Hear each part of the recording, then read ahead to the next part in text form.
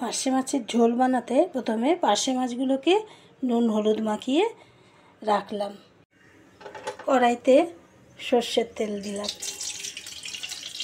মাছগুলো ভাজার জন্য।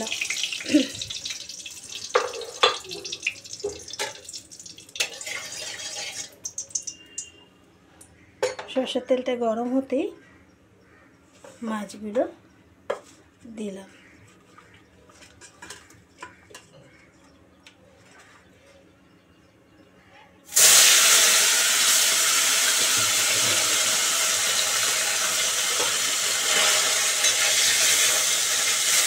মাছগুলো বেশি ভাজবো না, অনেক হালকা করে ভাজবো, তাহলে ঝোলটা খেতে ভালো লাগবে।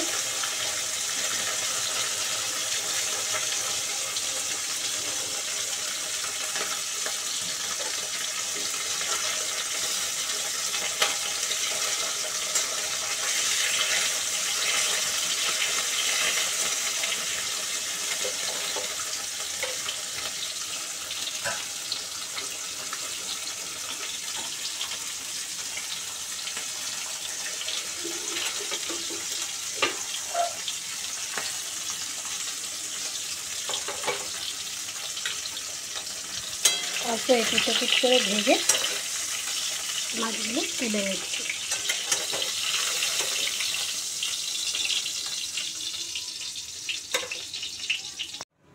মাছগুলো ভাজা হয়ে গেলে কড়াইতে তেল দিলাম ঝোল করার জন্য। অল্প টেবিল চামচের 1 চামচ মতো তেল দিলাম। খুব অল্প তেলে হয় এই মাছটা, বয়স্ক মানুষেরাও খেতে পারেন।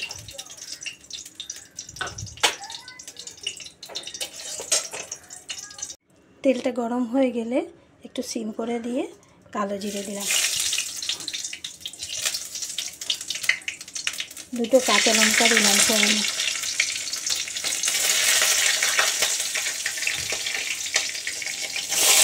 4-5 টুকরো আলু দিলাম।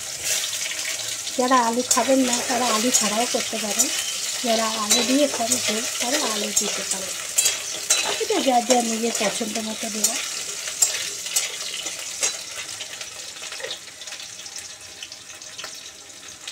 ছোটো চামচের 1 চামচ হলুদ দিলাম, আর ছোটো চামচের 1 চামচ নুন দিলাম। দিয়ে আলুটাকে একটু ভাজা ভাজা করব।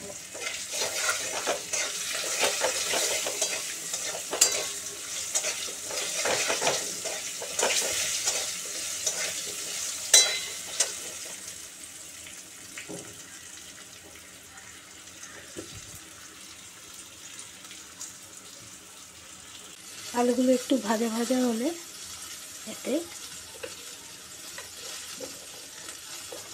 ছোটো চামচের 1 চামচ জিরে গুঁড়ো দিলাম, ছোটো চামচের 1 চামচ লঙ্কা গুঁড়ো দিলাম, দিয়ে অল্প একটু জল দিলাম মশলাটা কষানোর জন্য।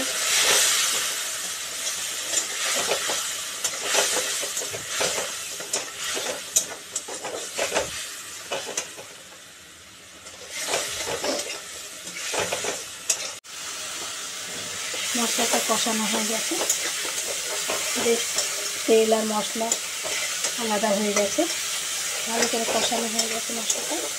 এবার জল দিয়ে দিলাম। এবার মশলাটা জলে গুলিয়ে গেল। এবারে ফুটে উঠলে মাছগুলো দেব। ঝোলটা ফুটে উঠলে মাছগুলো দিয়ে দেব।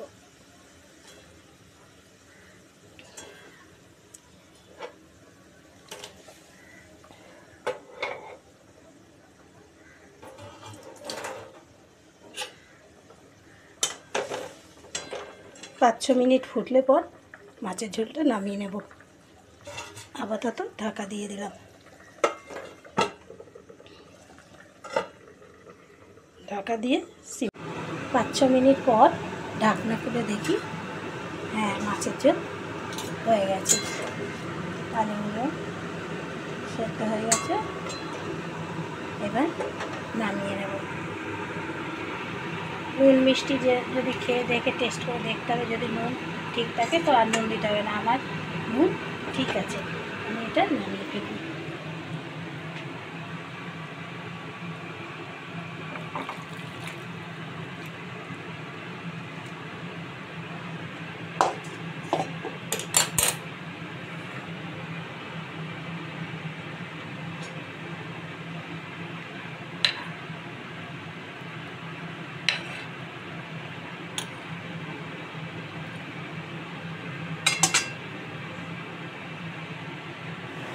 পার্শে মাছের পাতলা ঝোল,